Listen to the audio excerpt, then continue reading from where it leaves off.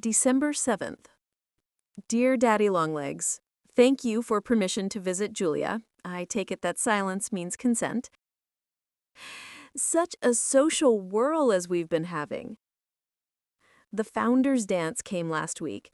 This was the first year that any of us could attend, only upperclassmen being allowed.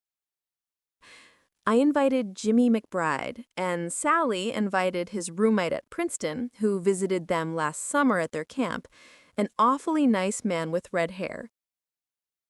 And Julia invited a man from New York, not very exciting, but socially irreproachable.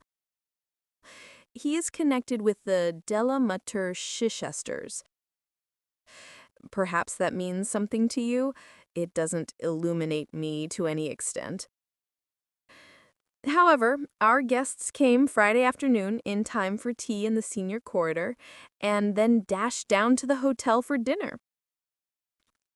The hotel was so full that they slept in rows on the billiard tables, they say.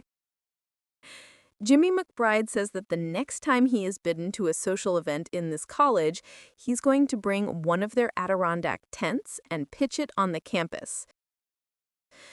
At 7:30, they came back for the president's reception and dance. Our functions commence early. We had the men's cards all made out ahead of time, and after every dance, we'd leave them in groups under the letter that stood for their names, so that they could be readily found by their next partners. Jimmy McBride, for example, would stand patiently under M until he was claimed. At least, he ought to have stood patiently, but he kept wandering off and getting mixed with R's and S's and all sorts of letters. I found him a very difficult guest. He was sulky because he only had 3 dances with me. He said he was bashful about dancing with girls he didn't know.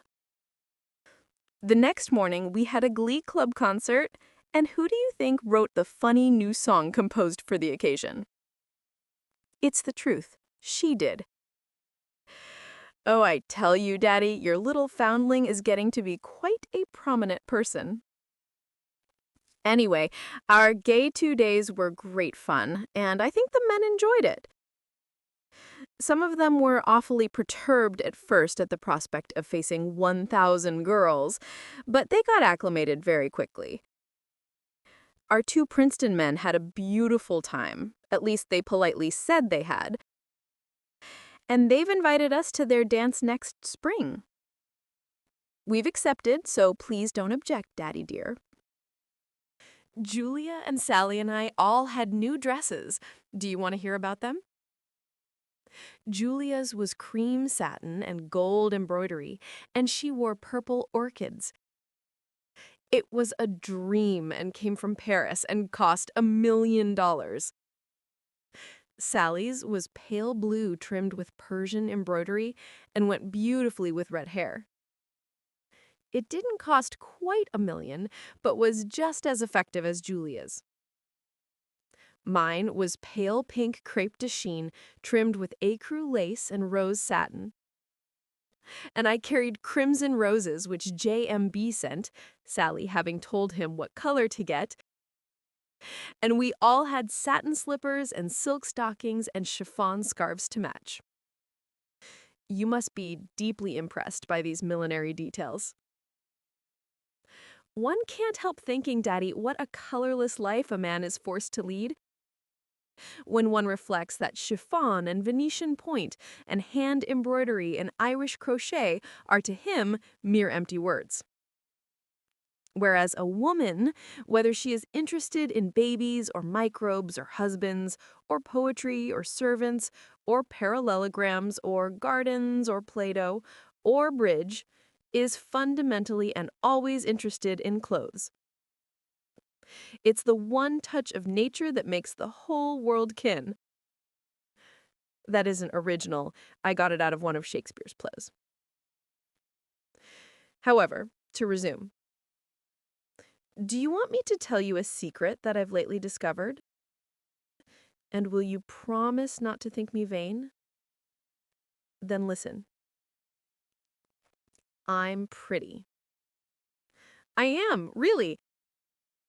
I'd be an awful idiot not to know it with 3 looking glasses in the room. A friend. P.S. This is one of those wicked anonymous letters you read about in novels. December 20th.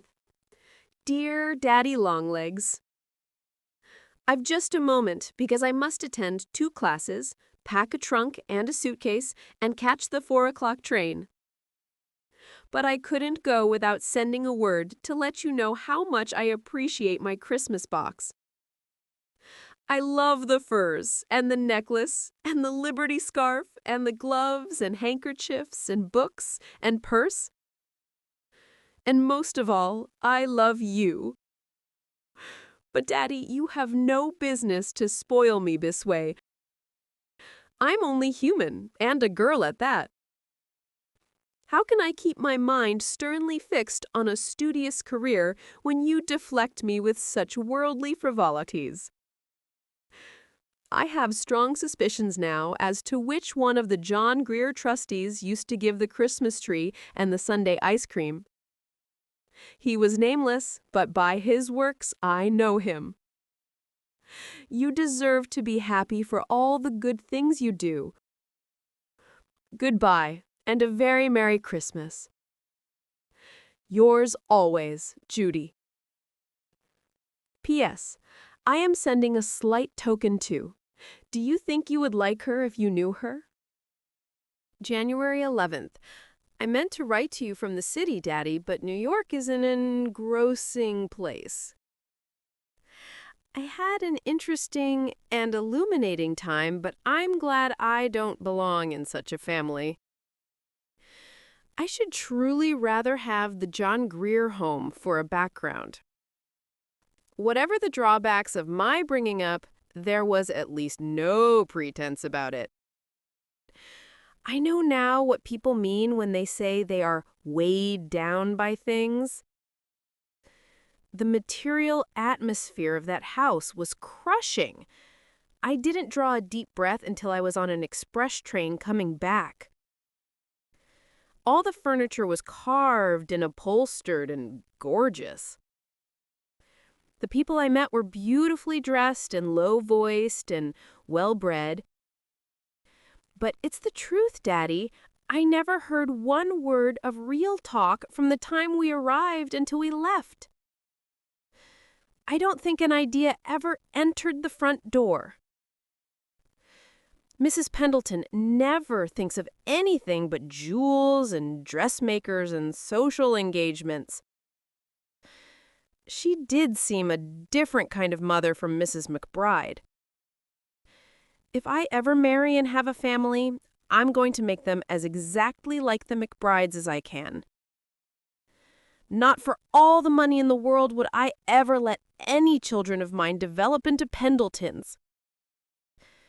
Maybe it isn't polite to criticize people you've been visiting. If it isn't, please excuse. This is very confidential between you and me. I only saw Master Jervie once when he called at tea time, and then I didn't have a chance to speak to him alone. It was sort of disappointing after our nice time last summer.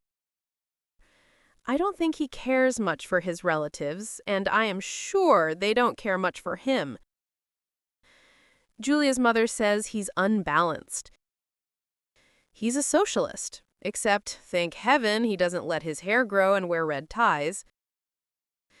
She can't imagine where he picked up his queer ideas. The family have been Church of England for generations. He throws away his money on every sort of crazy reform instead of spending it on such sensible things as yachts and automobiles and polo ponies. He does buy candy with it, though. He sent Julia and me each a box for Christmas. You know, I think I'll be a socialist, too. You wouldn't mind, would you, Daddy? They're quite different from anarchists. They don't believe in blowing people up. Probably I am one by rights. I belong to the proletariat. I haven't determined yet just which kind I'm going to be. I will look into the subject over Sunday and declare my principles in my next. I've seen loads of theaters and hotels and beautiful houses. My mind is a confused jumble of onyx and gilding and mosaic floors and palms. I'm still pretty breathless, but I am glad to get back to college and my books. I believe that I really am a student. This atmosphere of academic calm I find more bracing than New York. College is a very satisfying sort of life.